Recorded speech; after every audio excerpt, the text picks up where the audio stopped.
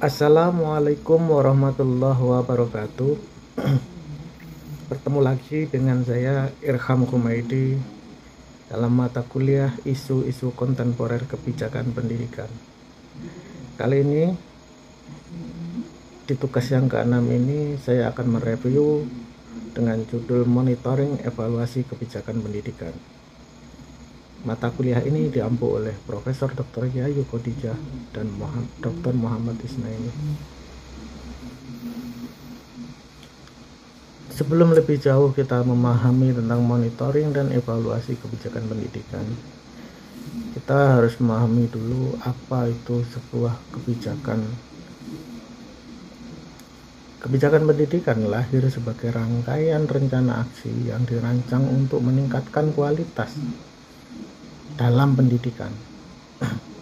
Biasanya sebuah kebijakan pendidikan dapat kita identifikasi dalam bentuk peraturan, program, atau strategi yang dimaksudkan untuk memenuhi target tujuan pendidikan tertentu. Kebijakan pendidikan memiliki banyak bentuk, tergantung pada kebutuhan dan tujuan pendidikan itu. Bentuk-bentuk kebijakan pendidikan diantaranya kebijakan kurikulum, kebijakan pendanaan, kebijakan peningkatan kualitas guru, kebijakan peningkatan kualitas fasilitas pendidikan, kebijakan peningkatan akses pendidikan. Nah, misalnya kebijakan peningkatan akses pendidikan. Di dalamnya itu berisi tentang langkah-langkah untuk memperluas akses dan kesempatan belajar bagi semua kalangan, termasuk anak-anak dari keluarga miskin ataupun dari daerah terpencil.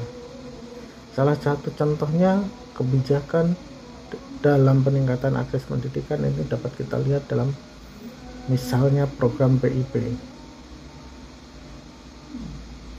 di mana tujuan dari kebijakan ini itu untuk meningkatkan akses pelayanan pendidikan bagi anak usia sekolah untuk mendapatkan layanan pendidikan dan mencegah kemungkinan putus sekolah. Nah, tugas dari monitoring dan evaluasi adalah bagaimana program PIP ini berjalan. Apakah ditemukan kendala-kendala dalam pelaksanaannya? Yang perlu dipahami dari monitoring dan evaluasi kebijakan pendidikan itu yang pertama, ruang lingkup MONEF, di mana MONEF itu adalah sebagai komponen manajemen ketercapaian. Dia digunakan untuk coba melihat progres dan keberhasilan pencapaian di tingkat output, outcome, dan impact-nya. Jadi monitoring evaluasi itu dilaksanakan dalam rangka mengetahui hal tersebut. Kemudian yang kedua, tujuan dari MONEF. Nah, pada dasarnya tujuan dari MONEF, monitoring evaluasi dalam pendidikan itu adalah dilakukan dalam rangka mengetahui perkembangan penyelenggaraan program dan memastikan bahwa efektivitas dan efisiensi dari implementasi sebuah kebijakan tersebut dapat berjalan dengan baik. Nih, yang selanjutnya yang ketiga itu adalah ada beberapa tahapan dalam monitoring dan evaluasi kebijakan pendidikan. Yang pertama, tahap yang pertama itu adalah penetapan indikator kinerja. Jadi mereka sudah menetapkan dulu itu, berdasarkan kebijakan yang ada itu dia menetapkan indikator-indikator kinerja yang harusnya menjadi standar ketercapaian dari kebijakan tersebut, yang kemudian dilanjutkan dengan langkah kedua, pengumpulan data. Dalam pengumpulan data tersebut nanti akan difahami bahwa ini loh data tentang ketercapaian kita di pelaksanaan implementasi dari kebijakan pendidikan tersebut. Yang ketiga, kemudian melakukan analisa pada data yang sebelumnya sudah diterima itu.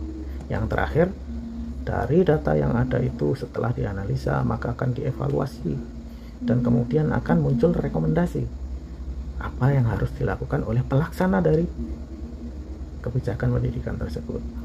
Nah, kemudian masuk jenis pelaksanaan MONEV, monitoring dan evaluasi. Berdasarkan jenis pelaksanaannya, monitoring evaluasi itu dapat dibedakan menjadi dua. Satu, monitoring internal, yang kedua monitoring eksternal. Internal itu orang-orang yang MONEV, yang melakukan monitoring dan evaluasi itu adalah orang-orang yang berada di dalam lembaga tersebut, seumpama di lembaga pendidikan di tingkat sekolah atau di tempat kantor ke urusan agama, KUA. Maka yang melakukan MONEV itu adalah dirjen dari Kementerian Agama. Yang turun ke bawah itu namanya monitoring internal. Ya, selanjutnya adalah monitoring eksternal, yaitu orang yang melakukan monitoring tapi berada di luar struktur kelembagaan. Semisal PNSM itu berdiri sendiri di luar lembaga pendidikan, entah itu Dignas ataupun Kemenak, tapi dia memiliki tugas melakukan monitoring, dan mereka ini yang disebut sebagai monitor eksternal. Selanjutnya, secara fungsi monitoring dapat dibedakan menjadi 4. Yang pertama, monitoring kepatuhan atau biasa disebut dengan compliance. Jadi monitoring dan evaluasi yang berkaitan untuk menentukan tingkat kepatuhan implementer terhadap standar dan prosedur yang telah ditetapkan. Artinya apa? Monitoring ini dilakukan untuk menentukan apakah tindakan administrator, staf, dan semua yang terlibat dalam standar tersebut melakukan prosedur yang telah ditetapkan. Apakah mereka sudah melaksanakan kebijakan tersebut? Kira-kira seperti itu. Yang kedua adalah monitoring pemeriksaan atau yang biasa disebut dengan auditing. Ini sebuah pengawasan yang dilakukan sejauh mana sumber daya dan pelayanan sampai pada kelompok sasaran. Artinya pengawasan yang dilakukan ini adalah untuk menetapkan apakah sumber dan layanan yang diperuntukkan bagi pihak tertentu telah sesuai target capaian yang diharapkan. Yang selanjutnya adalah monitoring akunting.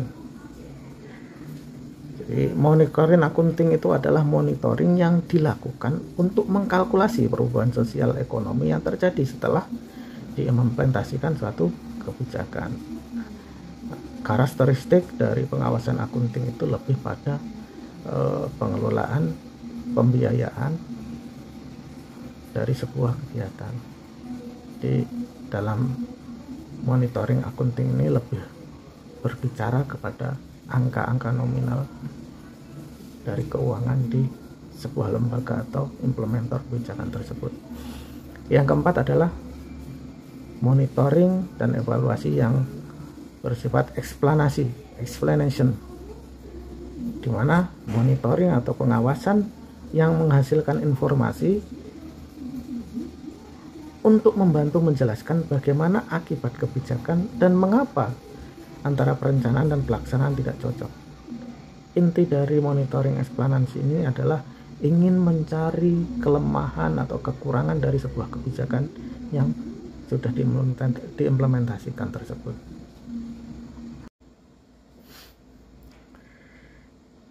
Yang terakhir dapat disimpulkan bahwa monitoring dan evaluasi itu berkait erat, saling melengkapi. Monitoring itu mengumpulkan data, sedangkan evaluasi itu adalah penilaian dari data yang didapat. Nah, dari situlah kemudian tujuan dari monitoring dan evaluasi itu dapat disimpulkan. Yang pertama, memberikan informasi yang valid tentang kinerja kebijakan. Yang kedua, memberikan sumbangan pada klarifikasi dan kritik. Yang ketiga, melihat peluang adanya alternatif kebijakan atau program kegiatan yang lebih tepat. 4, memberikan umpan balik terhadap kebijakan tersebut. Mungkin itu dari saya. Saya akhiri. Assalamualaikum warahmatullahi wabarakatuh.